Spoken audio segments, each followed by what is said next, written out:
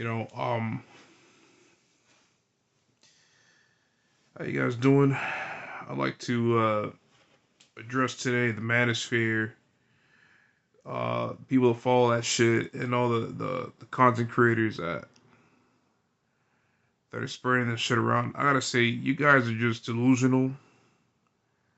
Okay, you guys are you guys are delusional. A lot of you guys, are just butthurt at what women could never be to you guys, and the real and the real reason, the real reason these guys say all this stuff is because they're just mad at what women could never be to them.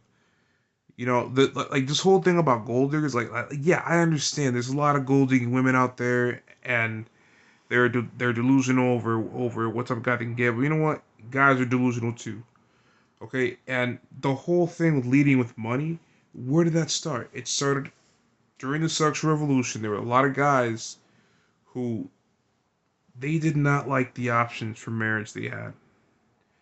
A lot of it was women that were just on their looks level. And yes, it's been about looks. I'm not a black pillar. Here's the thing. I did go through a whole rabbit hole from 2017 to about early 2023, and yeah, I used to be in the black pill. I don't follow it no more, but I still hold on to some black pill beliefs, and the truth. Well, the way I see it is that this whole thing with leading with money, it all started with the guys in this country who, back in the '70s, because of the sexual revolution, because people were now free to fuck whoever they wanted. They started going for girls that were like out of their league. The dude was like a 5, a 6, it's like a 4, and and now they these guys they wanted access to chicks that were 8s, 9s, and 10s, and they just started leading with money, and that's how that culture grew to where now you got chicks that are 5s and 4s and are and want the guy that makes 6 figures. But who started that though? Unattractive guys who wanted attractive women, and that's what and that's what I see. That's the problem I see with so many of these red pill guys. Same with passport bros. The real reason these guys are going over there, it's not because they can't get a woman in the states. It's because they have this idea that they'll be able to get the like the hot chick over there and whatnot. And here's and here's the thing: these guys have gotten them, but oftentimes these chicks are prostitutes. Oftentimes these are desperate single moms. You know, they'll say, "Oh, but these women are feminine and submissive." Yeah, of course she's gonna be feminine. You're paying her. Yeah, she's gonna be feminine when you're paying. She's gonna be feminine and submissive. Yeah, because you know, because she's desperate. Because she's got kids to feed. But if she had money of her own, nah. That's why a lot of these guys, when they go over there, they're getting the bottom tier. They're not getting like a lot of the upper class upper class educated women over there. And here's another thing: passport bros, they're telling guys to literally go for the chicks over there that are like educated, and I'm like, dude, you guys talk all kinds of shit about educated chicks here in the states, but then you guys are telling them to go for a chick that in Colombia that's educated, which I mean, all these other countries they've done a better job at, well, the men primarily in a lot of these other parts of the world, they've done a better job at realizing where they stand in the social hierarchy. Because, look, you can say America's a democracy and freedom all you want, but it's still a social hierarchy.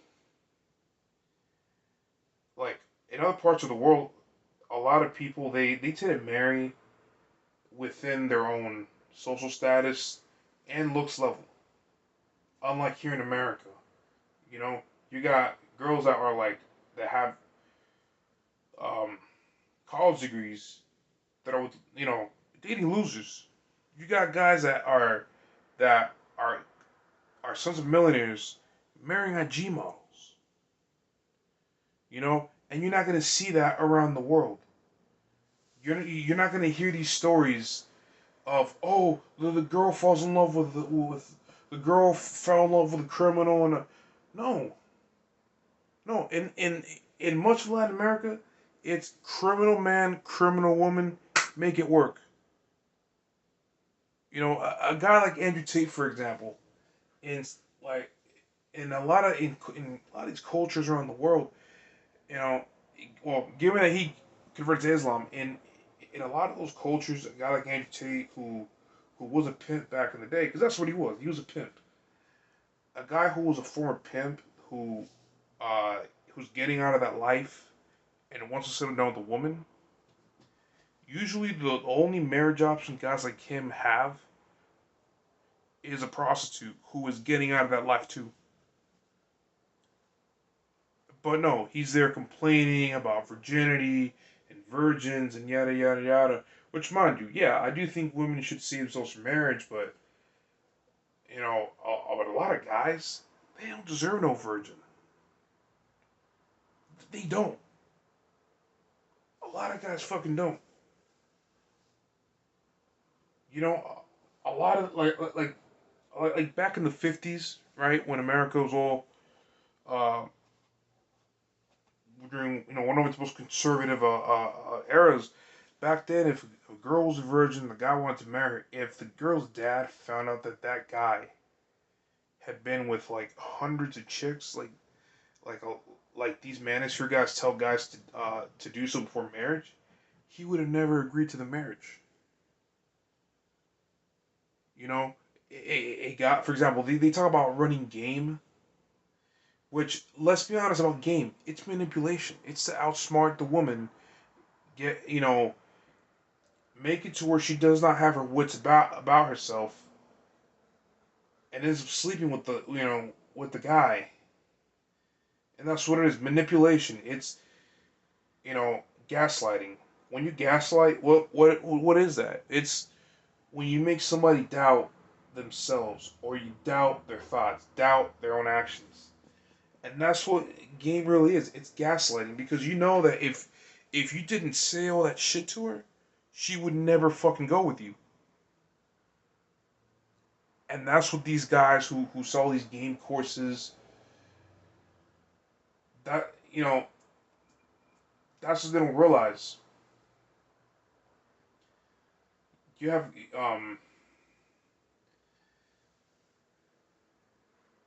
and and also a lot of these women that are like infiltrating the red pill and are trying to be like all these chicks. A lot of them, they're not very attractive women. All right, a lot of them are like threes and fours and fives. Like the other day, I saw this video of this girl in Mexico talking about how she admires men because he'll never judge a woman's social status and yada, which I think they should, to be honest with you. I think they should just get with a girl that's more on your economic level. That's how wealth is preserved around the world. But anyway, this chick was saying all this shit, and I'm thinking to myself, okay, looking at you, you're a five,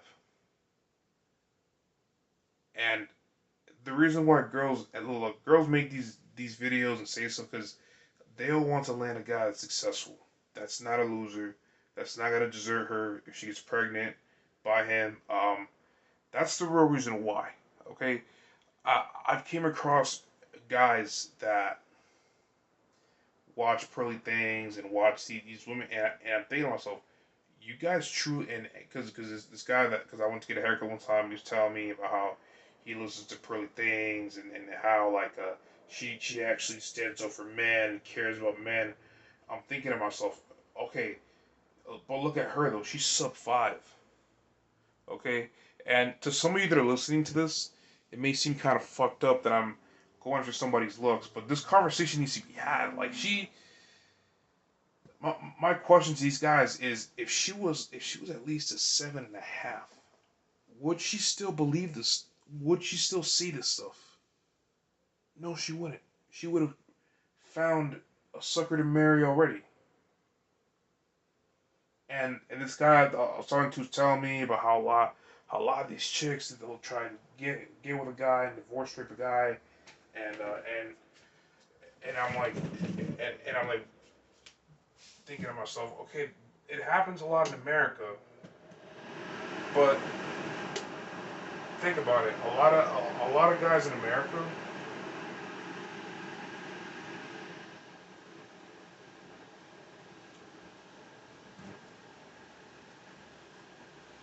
this stuff they fucking the message preaches about getting with a girl that's like younger than you and more naive, and because she's young, she's naive, um, that it has minimal education, doesn't have any like, job skills really, because that's what they're looking for. They're looking for a girl that doesn't really have any job skills, technical skills, money of her own, or a way to make money. They want to make her dependent on the guy, and I'm like, that's how you set yourself up for divorce rape. And then you guys are crying, bitching about, oh, what does she bring to the table? I'm like, oh, nothing. A girl that that checks those boxes that I mentioned right now. That and on top of that, you guys want her to agree to everything. What does a person who agrees to what does an agreeable person really bring to the table? Not a whole lot. Even a guy who checks those boxes, that's in that vulnerable of a position. What is there to bring to the table? Not a whole lot. And like I said, in these other cultures around the world, men don't ask that. Why? Because guys who've already made it, they're gonna get with a chick that's already made it. They're not gonna be doing. They're not gonna try to get with a dumb girl that probably didn't even graduate high school. You know, and again, that's what these passport bros are looking for over there. And and the thing and like I said earlier, like that, like a lot of like the upper class chicks, they're not. These chicks are not talking to these guys. And I was talking and I was discussing this with a coworker, well, at my former job, and he was kind of getting offended, you know. And it's sad because I'm in my late 20s. This guy's like 40, and he just didn't get it, you know. And and it just even the looks part I was trying to explain to him, he just didn't fucking get it. That when there's a looks gap, there is you know a price to pay